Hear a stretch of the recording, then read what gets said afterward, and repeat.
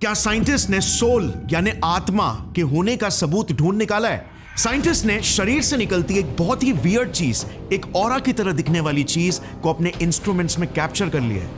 Internet पर भी आपने देखा होगा, कई रिपोर्ट्स ऐसा क्लेम कर रहे हैं। वेल, आप बिलीव नहीं करोगे साइंटिस्ट ने क्या देखा। इस इमेज को जरा ध्यान से देखना। यह है एक आदमी की अलग अलग समय पर ली गई तस्वीरें। इसमें ये जो ब्लू हिस्सा है वो नॉर्मल है, मगर जो ग्रीन, येलो और रेड एरियाज है वो शरीर का हिस्सा एक स्पेशल किस्म की लाइट को रिलीज कर रहा है।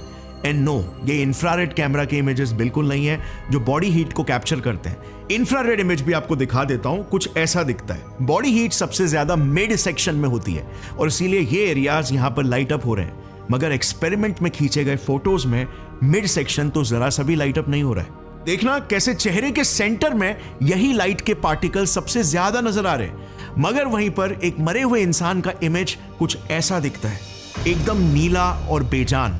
यह है एक और एग्जाम्पल। यह एक जिंदा चूहा और यह है एक मरा हुआ चूहा।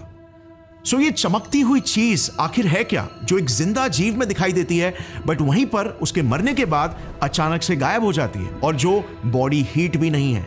वेल, यही एग्जैक्ट सवाल साल 2009 में टोहोकू यूनिवर्सिटी के एक ब्रिलियंट जापानीज साइंटिस्ट मसाकी कोबायाशी को भी आया था, जिसका जवाब ढूंढने के लिए ही उन्होंने इस ह्यूमन लाइट वाले एक्सपेरिमेंट को परफॉर्म किया था। और मसाकी को कोई आइडिया नहीं था कि जो खोज वो करने वाले थे वो एक ऐसी क्रांति लाएगा जो हमारे दुनिया देखने के नजरिए को ही हमेशा के लिए बदल के रख देगा। वेल, इसी दौरान कईयों का ऐसा मानना था, इंक्लूडिंग मैनी साइंटिस्ट, कि इससे साफ सबूत सोल या फिर कॉन्शियसनेस के होने का हमें मिल ही नहीं सकता, और इसे बकायदा उन्होंने एक्सपेरिमेंट्स द्वारा परफॉर्म करके भी बताया। मगर मसाकी फिर भी इससे पूरी तरीके से कन्विंस नहीं थे। आखिर मसाकी इस अननोन लाइट सोर्स के बारे में ऐसा क्या जानते थे? साल 1923 सोवियत यूनियन, एक रशियन बायोलॉजिस्ट अलेक्जेंडर गुरविच ऑब्सेस्ड थे एक सवाल से कि एक सेल आखिर डिवाइड होकर एक से दो कैसे बनता है। इसके लिए वो माइक्रोस्कोप के अंदर कुछ ऑनियंस की जड़ों को क्लोजली ऑब्जर्व कर रहे थे, और तभी उन्होंने देखा कि रूट के टिप के सेल्स किसी तरह आपस में कम्युनिकेट कर रहे थे। वो एक दूसरे तक मल्टीप्लाई होने के सिग्नल्स पहुंचा रहे थे, मगर स्लो केमिकल सिग्नलिंग के जरिए नहीं, बल्कि इंस्टेंट और इनविजिबल सिग्नलिंग के जरिए। उन्होंने हाइपोथेसाइज किया कि सेल्स कुछ तो इनविजिबल रेडिएशन को एमिट करते हैं जो बाकी के सेल्स को मल्टीप्लाई होने का सिग्नल भेजता है, और इसी से सेल्स एक से दो होते हैं। इसे उन्होंने नाम दिया माइटोजेनेटिक रेडिएशन। मगर क्या वो अपने इस दावे को सही प्रूफ कर पाते? वेल, उन्होंने एक बहुत ही स्मार्ट एक्सपेरिमेंट डिजाइन किया इसे टेस्ट करने के लिए। उन्होंने दो ऑनियंस लिए विथ रूट्स, जिसमें एक ऑनियन का रूट ग्रोइंग स्टेज में था। इसे सेंडर ऑनियन कहा गया जो सिग्नल को भेजेगा, और दूसरे ऑनियन को रिसीवर कहा गया जो सिग्नल को रिसीव करेगा। उन्होंने फिर सेंडर ऑनियन के रूट के टिप को दूसरे ऑनियन के रूट पर सटीकता से पॉइंट किया और बीच में क्वार्ट्ज के पतले से ग्लास को रखा ताकि कोई डायरेक्ट कॉन्टैक्ट या केमिकल सिग्नलिंग ना हो पाए। अब कुछ दिनों के लिए उन्होंने सेटअप को ऐसे ही रहने दिया, और फिर जब वापस आकर उन्होंने रिजल्ट्स को माइक्रोस्कोप के अंदर देखा, उनकी धड़कनें तेज हो गई, क्योंकि रिसीवर रूट के जिस एरिया में सेंडर रूट का टिप पॉइंट कर रहा था, उस एग्जैक्ट एरिया में सेल्स भारी संख्या में मल्टीप्लाई हो चुके थे, दूसरे अनएक्सपोज एरिया से कई ज्यादा मात्रा में। और उसी के कुछ सालों पहले ही 1905 में, आपको याद होगा, आइंस्टाइन की स्पेशल थियरी ऑफ रिलेटिविटी भी पब्लिश हुई थी, जो लाइट को एक फंडामेंटल आइडिया मानती थी। और इसीलिए गुरविच को अब पक्का यकीन हो चुका था कि ये इनविजिबल लाइट या कह लो ऑरा, माइटोजेनेटिक रेडिएशन वाकई में एग्जिस्ट करती है, जो सेल्स को ग्रो होने का सिग्नल भेजती है। और अपने इसी खोज को उन्होंने फॉर्मली 1923 में एक रिसर्च पेपर में भी पब्लिश किया, जिसके बाहर आते ही मॉस्को से लेकर बर्लिन तक सभी साइंटिस्ट में एक बड़ी लहर फैल गई। गुरविच रातों रात रॉकस्टार बन गए और सभी साइंटिस्ट लेबोरेटरीज में इस एक्सपेरिमेंट को खुद रेप्लिकेट करने में लग गए। अब आता है कहानी में ट्विस्ट। कुछ ही सालों में करीब 500 से भी ज्यादा साइंटिस्ट ने जब इस क्लेम को इंडिपेंडेंटली टेस्ट किया तो सभी को मिक्स्ड रिजल्ट्स मिलने लग गए। कुछ को ग्रोथ दिखता तो कईयों को कोई भी डिफरेंस नहीं दिखता, और उस मिस्टीरियस लाइट का भी कोई प्रूफ किसी ने नहीं देखा। अब इससे कई सालों से चुप बैठे क्रिटिक्स को भी बोलने का मौका मिल गया। गुरविच के रिसर्च को कई साइंटिस्ट आंखों का धोखा कहने लगे। एक फिजिसिस्ट अर्विंग लैंगमोर ने तो इसे सीधा पैथोलॉजिकल साइंस ही कह दिया, यानी कि बेसिकली बीमार साइंस। मगर गुरविच अपनी इस खोज को लेकर 100% कन्विंस थे। उन्होंने 2 किताबें भी पब्लिश की, the theory of biological field 1944 और माइटोजेनेटिक रेडिएशन 1945। और अंतिम घड़ी तक अपने इस आइडिया का प्रचार करते करते वो 1954 में फाइनली चल बसे अपनी बेटी एना गुरविच के हाथों में एक जिम्मेदारी सौंपकर, उनकी थियरी को सच साबित करने की जिम्मेदारी। साल 1962 टेक्नोलॉजी थोड़ी सी एडवांस हो जाती है। एक स्पेशल किस्म के डिवाइस से एक्सपेरिमेंट करते हुए एना के हाथ कुछ बड़ा लगता है, जो उसके पिता की खोई हुई इज्जत को वापस से लौटा सकता था। यह डिवाइस था फोटोन काउंटर मल्टीप्लायर।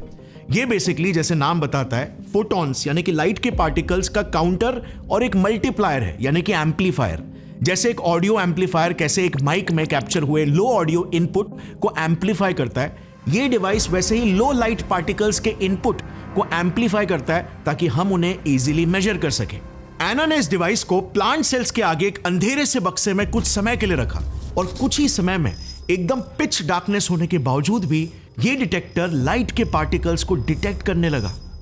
एंड वो एग्जैक्टली जैसे अलेक्जेंडर गुरविच ने कहा था कि ये सेल्स यानी कि कोशिकाएं वाकई में लाइट प्रोड्यूस करते हैं, जो बस हमें अपनी आंखों से नहीं दिखाई देते हैं, क्योंकि ये 200 से 300 नैनोमीटर्स के अल्ट्रावायलेट स्पेक्ट्रम में होते हैं। Let me explain. ये देखो, ये है लाइट के पार्टिकल्स, फोटॉन्स। अब फिजिक्स में ये फोटॉन्स एक वेव की तरह ट्रैवल करते हैं और इसीलिए हम लाइट को एक इलेक्ट्रोमैग्नेटिक वेव भी कहते हैं। ये लाइट पार्टिकल्स वेव फॉर्म में डिफरेंट फ्रीक्वेंसीज में ट्रैवल करते हैं, मगर हम सिर्फ लाइट की वही फ्रीक्वेंसी को देख सकते हैं जो 380 से 780 नैनोमीटर्स के रेंज में ट्रैवल करते हैं, जिसे हम विजिबल लाइट स्पेक्ट्रम कहते हैं। मगर क्योंकि ये सेल्स 200 से 300 नैनोमीटर के रेंज में लाइट को रिलीज कर रहे थे, इसीलिए इस यूवी स्पेक्ट्रम की लाइट को हम अपनी आंखों से नहीं देख पाए।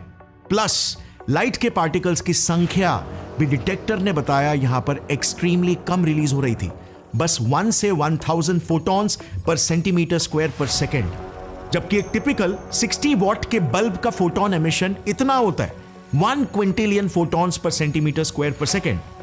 और इसीलिए अब तक लिविंग सेल से निकलती इस लाइट को कोई भी प्रूव नहीं कर पाया था। अब ये नई डिस्कवरी देखना आगे कैसे एक नया अननोन डायमेंशन ही खोल देगी। मगर क्या आपने देखा 1900s में डेटा कैप्चर करना कितना मुश्किल होता था?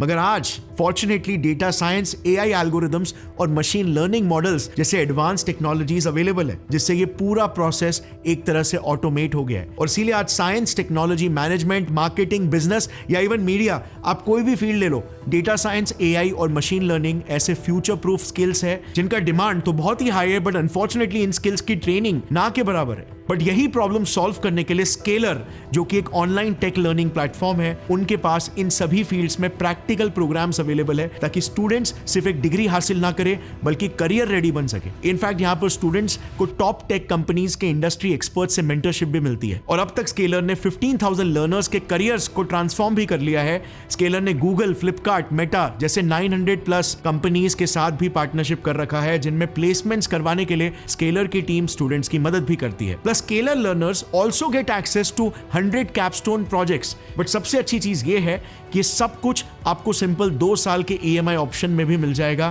That to with 0 interest. इनका लिंक मैंने नीचे डिस्क्रिप्शन में डाल दिया है। Do consider checking them out, क्योंकि अगर आपका गोल एक टेक लीडर बनना है तो Scaler can be your launch pad. And now let's jump back to our topic. अब नेचुरली इतने बड़े डिस्कवरी के बाद एक बार फिर से कई साइंटिस्ट गुरविच के काम में इंटरेस्ट लेने लगे। कई सारे बड़े सवाल रिलीज होने लग गए, क्योंकि इसका मतलब यह था कि हमारा शरीर भी लाइट रिलीज करता होगा। तो क्या इस लाइट का हमारे जिंदा रहने में कोई रोल होता होगा? कहीं हमारे बॉडी के मेन फंक्शंस इसी लाइट पर तो डिपेंडेंट नहीं?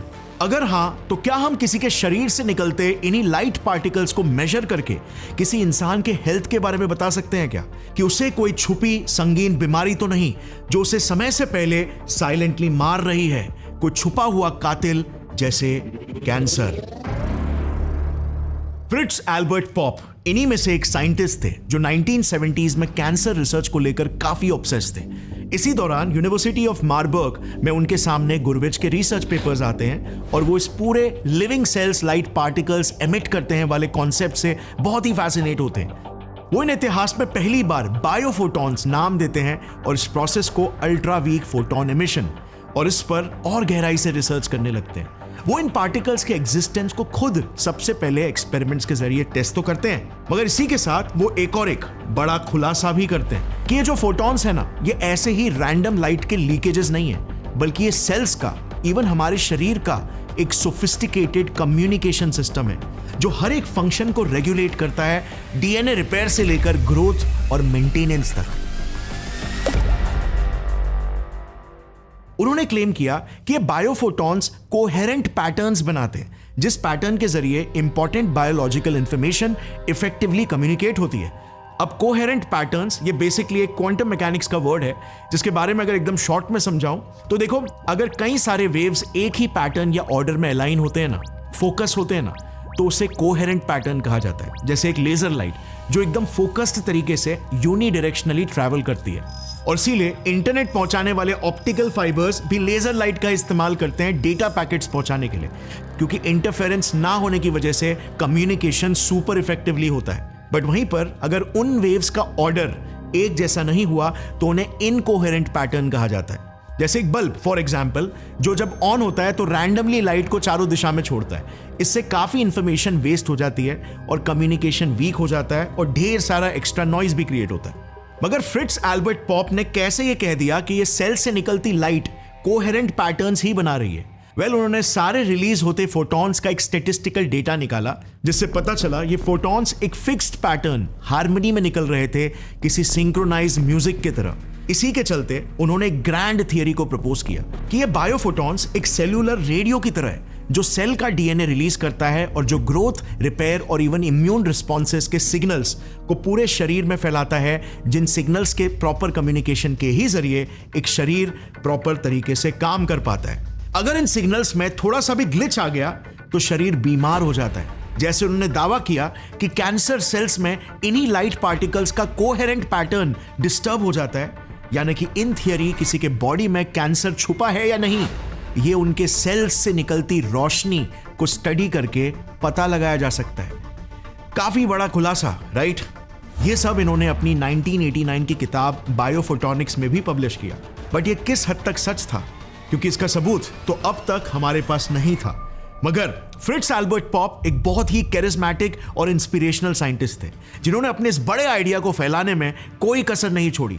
वो कॉन्फ्रेंसेस में स्पीचेस देते, किताबें लिखते, बायोफोटॉन्स को इवन क्वांटम मैकेनिक्स के साथ लिंक करते, जिससे उनके इस आइडिया का दुनिया भर में बहुत प्रचार हुआ। और जर्मनी में international institute of biophysics establish करने के बाद तो Fritz Albert Popp father of biophotonics ही बन चुके थे। मगर पॉप के इन्हीं आइडियाज के फेमस होते ही मानो पूरी साइंटिफिक कम्युनिटी दो गुटों में बंट चुकी थी।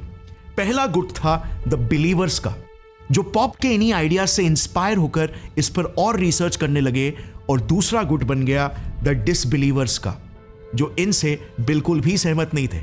उनका मानना था कि ये वीक बायोफोटॉन्स का कोई तो और ही एक्सप्लेनेशन होगा।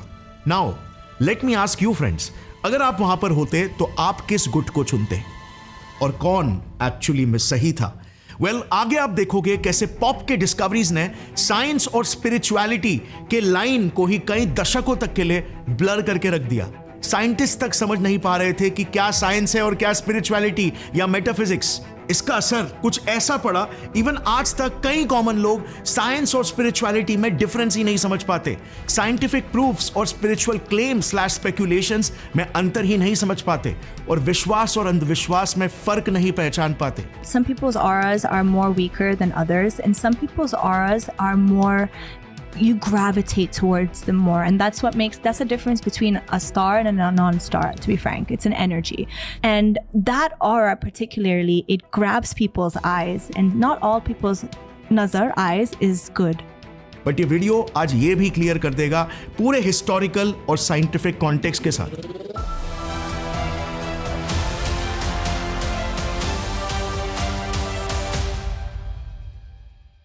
सो back to 1990s, Fritz Albert Popp से इंस्पायर होने वाले कई साइंटिस्ट में से एक थे रशियन साइंटिस्ट कॉन्स्टेंटीन कोरोटकोव, जिन्होंने 1990s में कुछ एब्सोल्युटली माइंड ब्लोइंग डिस्कवरीज का दावा किया, जिनमें से एक थी ये डिस्कवरी कि एक इंसान की मौत के बाद उसकी बॉडी 24 से 48 आवर्स तक धीरे धीरे करके कॉन्शियसनेस को एक ऑरा के रूप में छोड़ती है। वेल, 1990s में कॉन्स्टेंटीन ने एक ऐसा डिवाइस बनाया जिससे वो सिर्फ एक इंसान की ऑरा, जिसे वो बायोफील्ड कहते थे, को मेजर करके पता लगा सकते थे कि पेशेंट का एनर्जी स्टेट क्या है, उसे कोई फिजिकल या मानसिक पेन या बीमारी तो नहीं। इस डिवाइस का नाम था गैस डिस्चार्ज विजुअलाइजेशन, GDV, और कॉन्स्टेंटीन का यह मानना था कि यह ऑरा कॉन्शियसनेस का ही एक सबूत है जो सिर्फ एक इंसान के फिजिकल और मेंटल हेल्थ पर ही नहीं बल्कि स्पिरिचुअल हेल्थ पर भी डिपेंडेंट है। 1998 में उन्होंने एक किताब भी लिखी जिसका नाम था लाइट आफ्टर लाइफ, जिसमें उन्होंने कई कंट्रोवर्शियल क्लेम्स किए। जैसे उन्होंने लिखा कि इंसान के मरने के बाद उसकी बॉडी धीरे धीरे करके अपने ऑरा यानी कॉन्शियसनेस को अपने आसपास के एरियाज और ऑब्जेक्ट्स में रिलीज करती है, जैसे मानो शरीर से आत्मा निकल रही हो। उनके हिसाब से इसे GDV डिवाइस से मेजर भी किया जा सकता है क्योंकि आसपास के ऑब्जेक्ट्स के एनर्जी लेवल्स चेंज होने लगेंगे। इवन एक इंसान कैसे मरा उस पर भी डिपेंड करता है कि वो कैसी ऑरा छोड़ेगा। अगर वो अननेचुरल या वायलेंट तरीके से मरा हो तो उसके शरीर से निकलने वाले ऑरा की लाइट भी एकदम इंटेंस, इररेगुलर और प्रोलॉन्ग्ड होगी जो अनरिजॉल्व्ड इमोशंस को रिफ्लेक्ट करेगी। और अगर पीसफुल तरीके से नेचुरल डेथ हुई हो तो स्टेडी एंड स्मूथ तरीके से रिलीज होगी। बेसिकली कॉन्स्टेंटीन ने अपने काम से साइंस और स्पिरिचुअलिटी को जोड़ने की कोशिश की, जो कि अच्छी कोशिश थी, बट अनफॉर्चुनेटली जितनी पॉपुलैरिटी इनके बुक को मिली उतना इनके काम ने साइंटिफिक कम्युनिटी में क्रेडिबिलिटी हासिल नहीं की, क्योंकि कॉन्स्टेंटीन के एक्सपेरिमेंट्स बहुत ही छोटे सैंपल साइजेस में किए गए थे और कोई भी एक्सपेरिमेंट पीयर रिव्यूड नहीं था, यानी कि मल्टीपल दूसरे साइंटिस्ट द्वारा टेस्टेड और वेरीफाइड नहीं था। मतलब अच्छा चांस था कि शायद कॉन्स्टेंटीन रिजल्ट्स को मिस इंटरप्रेट कर रहे थे, यानी अलग तरीके से देख रहे थे।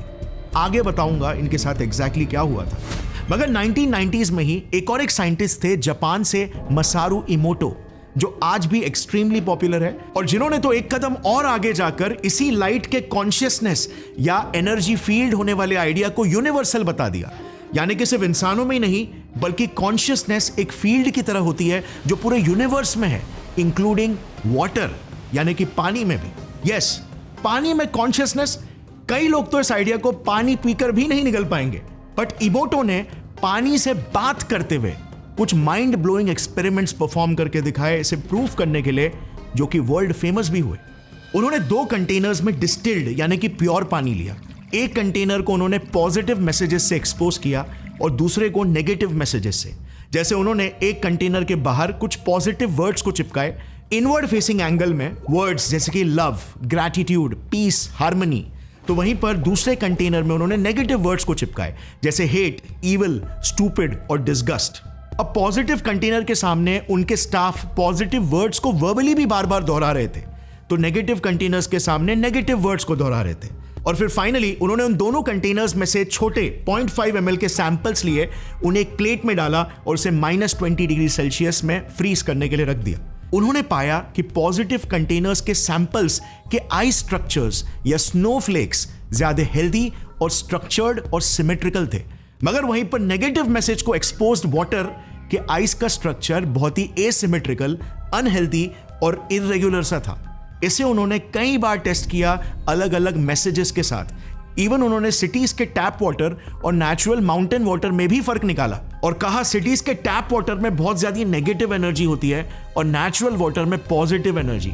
When water travels in the city, it collects negative information from the people and pollution. What concerns me is that water from any big city tends not to form beautiful crystals. इमोटो ने साल 2003 में अपनी किताब भी publish की, the hidden messages in water, जो New York times best seller बन गई। इवन आज भी इस किताब के अमेज़न पर 4.7 स्टार्स की रेटिंग है। सो क्या ये वाकई में सच था? क्या साइंस जो डिस्कवर कर रहा था वो कहीं ना कहीं स्पिरिचुअलिटी से कनेक्ट होते हुए दिख रही थी? जैसे इमोटो ने ये भी कहा था कि वाटर हमारे 4 डिमेंशंस को सोल के 5th डिमेंशन से कनेक्ट करता है। क्या इमोटो ने कुछ मिस कर दिया था? वेल, इसका जवाब भी बहुत ही जल्द आपको आगे दूंगा, बट अभी के लिए जरा फोकस करते हैं साइंटिस्ट के गुट नंबर 2 पर, द डिसबिलीवर्स पर। सेकेंड स्कूल ऑफ थॉट वाले साइंटिस्ट जो फ्रिट्ज एल्बर्ट पॉप के इंटरप्रिटेशन से बिल्कुल भी सहमत नहीं थे, उन्हें लगा पॉप एक्सपेरिमेंट में मिलने वाले रिजल्ट्स को मिस इंटरप्रेट कर रहे हैं और भटक गए हैं। इस ग्रुप में मेजरली 3 साइंटिस्ट थे, फ्रिट्ज से शेफर, टेरेंस क्विकेंडन और जापान से मासाकी कोबायाशी। देखो, उस वक्त तक तो ये without a doubt proper experimental proofs के साथ एस्टैब्लिश हो चुका था कि हमारी बॉडी और इवन प्लांट और एनिमल सेल्स बहुत ही वीक इंटेंसिटी की लाइट छोड़ते हैं, अल्ट्रा वीक फोटोन एमिशंस या बायोफोटॉन्स। जैसे हमने देखा था कुछ 1 से 1000 फोटॉन्स पर सेंटीमीटर स्क्वायर पर सेकेंड के रेंज में। मगर पॉप की जो ग्रैंड थियरी थी इसे कॉन्शियसनेस से लिंक करने की, वो इन साइंटिस्ट के हिसाब से बहुत ही स्पेक्युलेटिव थी and not at all based on evidence. But in scientist के पास एक ऑल्टरनेटिव एक्सप्लेनेशन था, एक ऐसा आइडिया जो 1930s में ही, यानी कि 50 साल पहले से ही पैरेलली डेवलप होना स्टार्ट हो चुका था। कहानी की शुरुआत 1930s के ही दशक से होती है, जब साइंटिस्ट अलेक्जेंडर होलैंडियर ने पहली बार गुरविच के आइडिया को टेस्ट किया था और कहा कि ये वीक सी रोशनी एक्चुअली में सेल्स में हो रहे केमिकल रिएक्शन की वजह से भी क्रिएट हो रही हो सकती है एज अ बाय प्रोडक्ट। जैसे हमने सी क्रीचर्स और कुछ फ्लाइज जैसे जुगनुओं में बायोलुमिनेसेंस देखा है ना, वैसे ही टाइप की कोई तो लाइट होगी। बट ये बस उनका एक बेसिक सा आइडिया था विदाउट एनी एविडेंस, जिस पर फिर 1950s में फोटो मल्टीप्लायर इन्वेंट होने के बाद 2 अमेरिकन साइंटिस्ट बर्नार्ड स्ट्रेलर और विलियम आर्नोल्ड ने काम किया और इन्होंने प्लांट्स और एल्गी सेल्स पर इस आइडिया को रिगरसली टेस्ट किया। अब कई एक्सपेरिमेंट्स और टेस्ट्स करने के बाद उन्होंने बकायदा इसे रिसर्च पेपर में भी पब्लिश किया। ये वाला research paper light production by green plants, वो भी एक proper peer reviewed science journal of general physiology में, यानी कि उनका ये रिसर्च अप्रूव्ड था बाय अदर साइंटिस्ट। इस पेपर में जैसे आप देख सकते हो, इन्होंने रिवील किया कि ये जो रोशनी प्लांट से निकल रही है ये एग्जैक्टली प्रोपोर्शनल है प्लांट्स में हो रहे मेटाबॉलिक एक्टिविटीज यानी फोटोसिंथेसिस से। तो चलो, अब तक ये तो क्लियर हो गया था कि इस लाइट का मेटाबॉलिज्म के साथ कोई तो लिंक है, जिसे केमिल्यूमिनेसेंस भी कहते हैं। मगर ये वीक फोटॉन्स एग्जैक्टली क्रिएट कैसे हो रहे हैं, इनके पीछे का एग्जैक्ट मैकेनिज्म क्या है, फिजिक्स और केमिस्ट्री के कायदे या फिर स्पिरिचुअल कानून, इसे एकदम रूट लेवल पर समझने के लिए हमें एडवांस टेक्नोलॉजी की जरूरत थी, ऑप्टिक्स और फोटोग्राफी में। और 1980s में सिर्फ एक ही देश था जो इसमें सबसे आगे था। बताओ कौन सा देश? जिस देश में इवन आज तक ऑलमोस्ट सारे के सारे टॉप कैमरा मैन्युफैक्चरिंग कंपनीज भरे पड़े, जापान। मासाकी कोबायाशी जापान के टोहोकू यूनिवर्सिटी के एक बायोफिजिक्स और इलेक्ट्रॉनिक्स के रिसर्चर है। ये 1980s से ही फ्रिट्ज एल्बर्ट पॉप के one of the biggest sceptic रहे हैं और इन्होंने एक बहुत ही यंग एज से ही प्लांट सेल्स पर रिसर्चेस करना शुरू कर दिया था।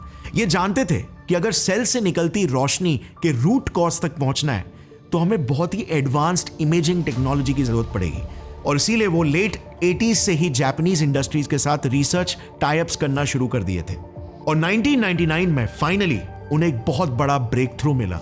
कोबायाशी ने कंपनीज जैसे हमामात्सु फोटोनिक्स के साथ मिलकर एक्सट्रीमली सेंसिटिव इमेजेस कैप्चर कर पाने के लिए एक सुपर एडवांस कैमरा बनवा लिया था, एक cooled charge coupled device camera, CCD camera.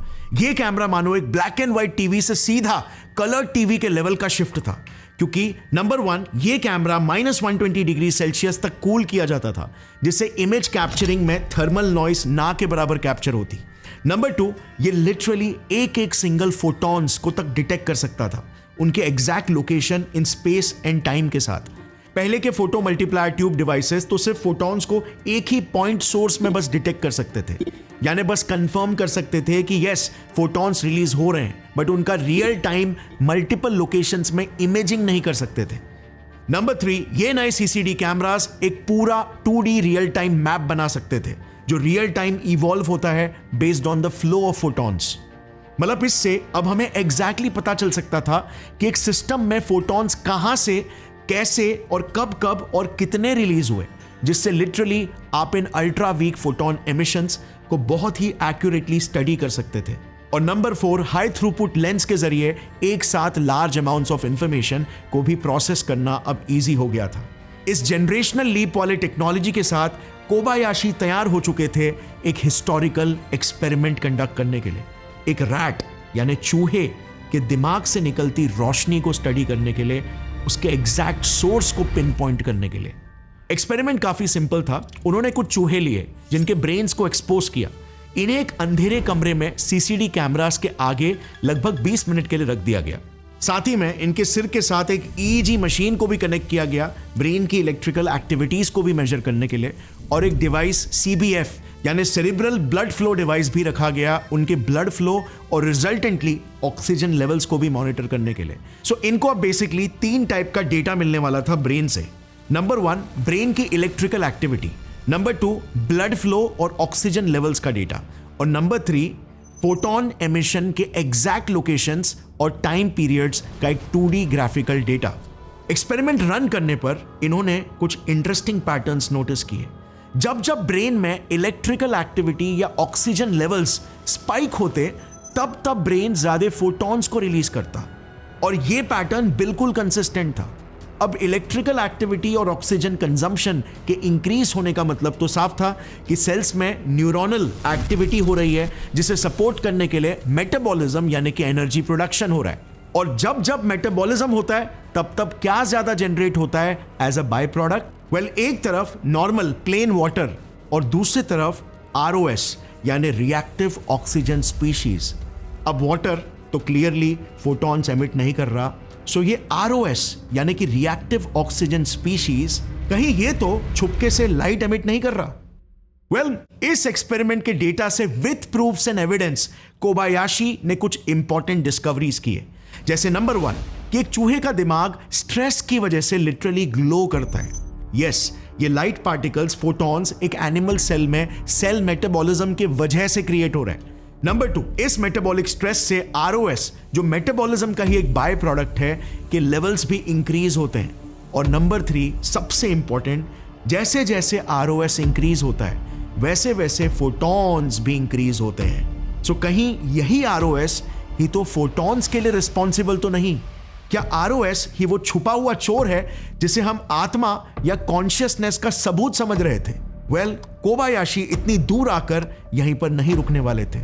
अभी तो एक बहुत बड़ी डिस्कवरी और एक बहुत बड़ी क्रांति लाना बाकी था, क्योंकि अगर ये खोज सही थी तो इससे लिटरली कैंसर जैसी जानलेवा बीमारियों को समय से पहले ही रोका जा सकेगा। 2007 में कोबायाशी ने आरओएस और इस अल्ट्रा वीक फोटोन एमिशन का कॉजल लिंक कंफर्म करने के लिए एक और एक स्मार्ट एक्सपेरिमेंट कंडक्ट किया। इस साइंटिस्ट का बस एक के बाद एक ब्रिलियंस देखना। इन्होंने 2 काउपी प्लांट्स लिए और उन पर जानबूझकर एक स्पेशल किस्म का वायरस क्यूकम्बर मोसैक वायरस छिड़का। ये इसीलिए क्योंकि उन्हें उस प्लांट में एक एलर्जिक रिस्पॉन्स ट्रिगर करना था। अब एलर्जी में होता क्या है?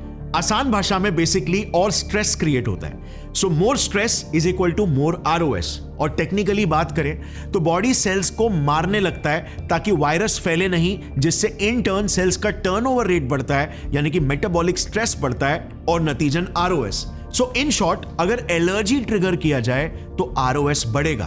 अब अगर आरओएस ही वो छुपा रुस्तम है तो इसके बढ़ने के साथ फोटॉन्स रिलीज भी बढ़ने लगेगा। अब यहीं पर आता है एक और एक स्मार्ट मूव। इन्होंने एक प्लांट में पहले से ही एक पावरफुल एंटीऑक्सीडेंट टायरॉन इंजेक्ट करके रखा था, जो एक कॉमन आरओएस सुपर ऑक्साइड यानी कि O2 के साथ बाइंड होकर उन्हें डिस्ट्रॉय करता है। और फिर जब इन्होंने दोनों प्लांट्स में फोटॉन्स की मात्रा को मेजर किया तो ये देखा, नंबर 1, एग्जैक्टली जिन जिन एरियाज में जहां पर एलर्जी ट्रिगर हुई थी वहीं पर फोटॉन्स की संख्या स्पाइक हो गई थी, यानी प्लांट्स लिटरली एक्स्ट्रा ग्लो कर रहे थे वायरस से फाइट करते वक्त। इनफैक्ट एक ग्रेडियंट ही क्रिएट हो गया था, यानी जितना वो एलर्जी एरिया से नजदीक उतना ज्यादा फोटॉन्स। नंबर 2, एंटीऑक्सीडेंट टायरॉन ने इन फोटॉन्स की इंटेंसिटी को 50 से 80% तक कम कर दिया था, विच क्लियरली मेंट कि आरओएस ही इन फोटॉन्स का मेन कॉज था, क्योंकि एंटीऑक्सीडेंट्स तो आरओएस को ही तो कम करते हैं। इन्होंने फाइनली प्रूफ कर दिया था कि आरओएस ही वो एक्चुअल रीजन है जिस वजह से हम ग्लो करते हैं। हम कितने आगे आ चुके थे इन बायोफोटॉन्स की रिसर्च में। स्पिरिचुअलिटी और स्पेकुलेशंस की दुनिया से वापस प्रैक्टिकल, लॉजिकल और हार्डकोर एविडेंस बेस्ड साइंस के डोमेन में।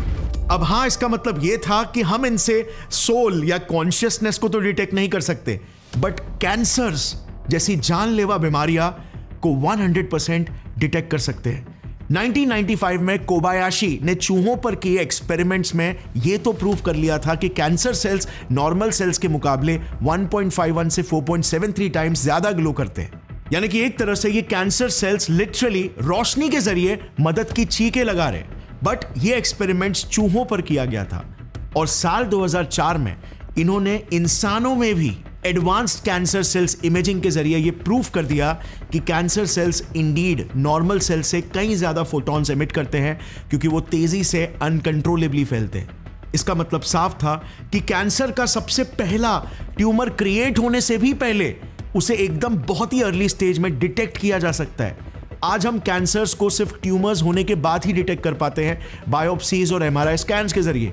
But just imagine tumours create होने से ही पहले सेल्स की एक्टिविटी में एबनॉर्मेलिटी को पहले ही पहचान लिया जाए तो कितनी जानें बच सकती है, क्योंकि कैंसर रिकवरी में समय का तो सबसे बड़ा महत्व होता है।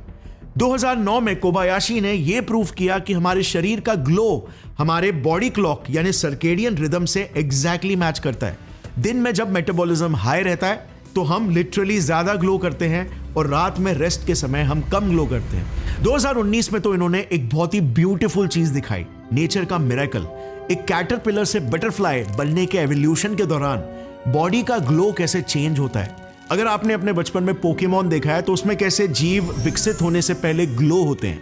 वेल, रियल लाइफ में भी काइंड ऑफ यही होता है। मॉर्फोलॉजिकल ट्रांसफॉर्मेशन के समय बस सिर्फ ग्लो हमें आंखों से नहीं दिखाई देता है। और इसी साल इन्होंने ये भी प्रूफ किया कि अगर आप धूप में बाहर ज्यादा घूमते हो तो आपकी स्किन पर ज्यादा यूवी एक्सपोजर पड़ने की वजह से आरओएस बढ़ेगा, जिससे बायोफोटॉन ज्यादा रिलीज होंगे। So basically UV induce skin damage को बायोफोटॉन से डिटेक्ट किया जा सकता है। ये इतना बड़ा एरिया है फ्रेंड्स कि इसमें मेडिकल एप्लीकेशन का कोई लिमिट ही नहीं है। शरीर में allergies, chronic inflammation, mutations, abnormalities को हम बस उनके ग्लो से ही समझ सकते हैं। और जैसे इस फील्ड में आर्टिफिशियल इंटेलिजेंस जुड़ जाएगा और डेटा लाइब्रेरीज बनेंगे, डॉक्टर्स सिर्फ पैटर्न्स के ही आधार पर फटाक से प्रॉब्लम को आइडेंटिफाई कर पाएंगे। Cancer research is increasingly powered by data. Now we have the tools to make a huge difference to human life. This invention has huge potential. But finally, इससे पहले मैं ये बताऊं कि कॉन्शियसनेस की थियरीज बनाने वाले साइंटिस्ट कहां पर गलत हो गए थे। आपके दिमाग में ये सवाल नहीं आया क्या कि आरओएस की वजह से एग्जैक्टली फोटॉन्स कैसे क्रिएट हो रहे हैं? इसका एग्जैक्ट मैकेनिज्म क्या है? वेल, कोबायाशी ने अपने 2014 के इस रिसर्च रिव्यू में इसे सजेस्ट किया। बेसिकली इस प्रोसेस को एकदम शॉर्ट और इजी लैंग्वेज में अगर एक्सप्लेन करूं तो देखो, आरओएस होता क्या है। हमारा सेल एनर्जी प्रोड्यूस करता है और आरओएस इसका एक वेस्ट प्रोडक्ट है।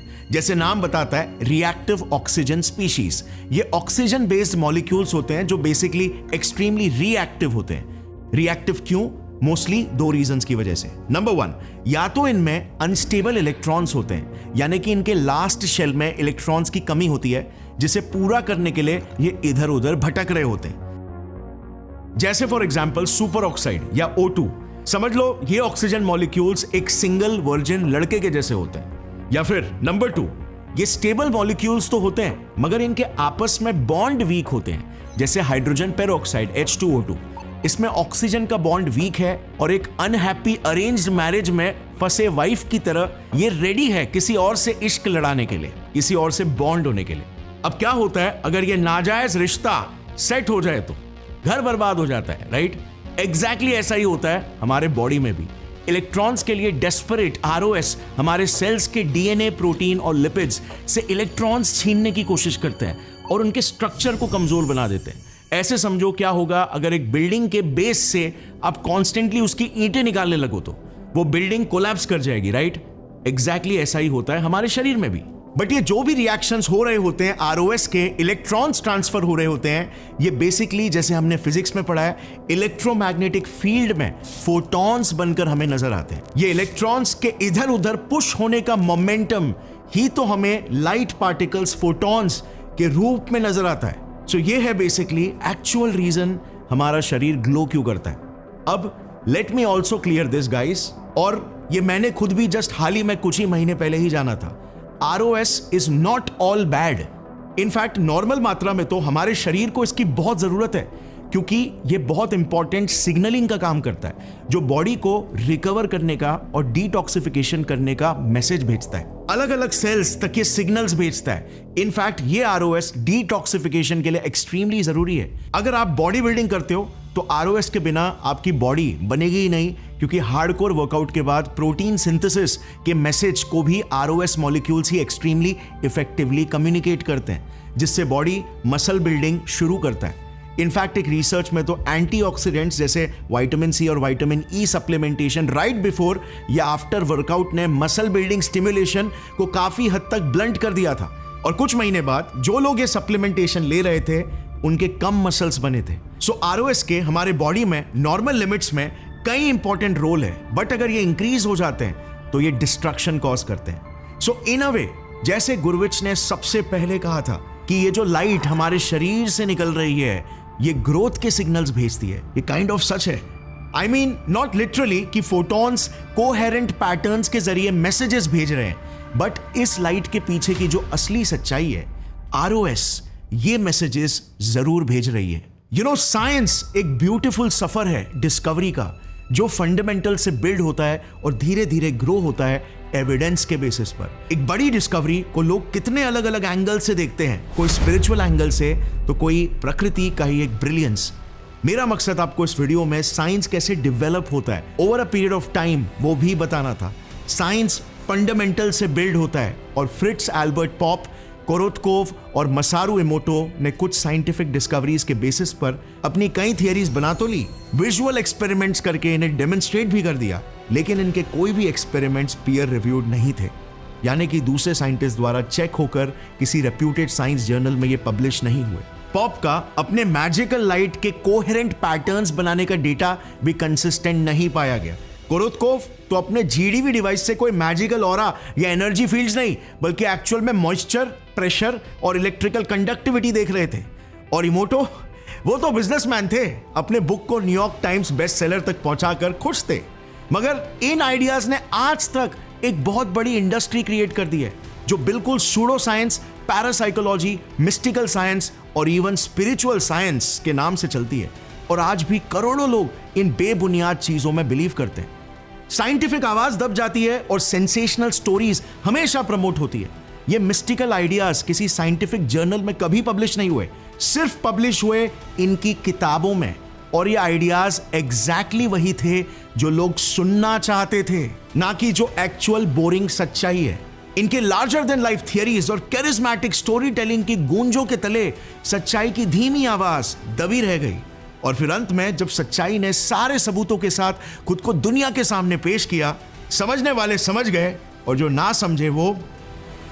गौरव ठाकुर साइनिंग ऑफ। जय Hind. Before I end this video, don't forget to check out Scalar Friends, जो कई प्रैक्टिकल ग्रोथ प्रोग्राम्स ऑफर कर रहे हैं जिनसे आप करियर रेडी बन सकते हो।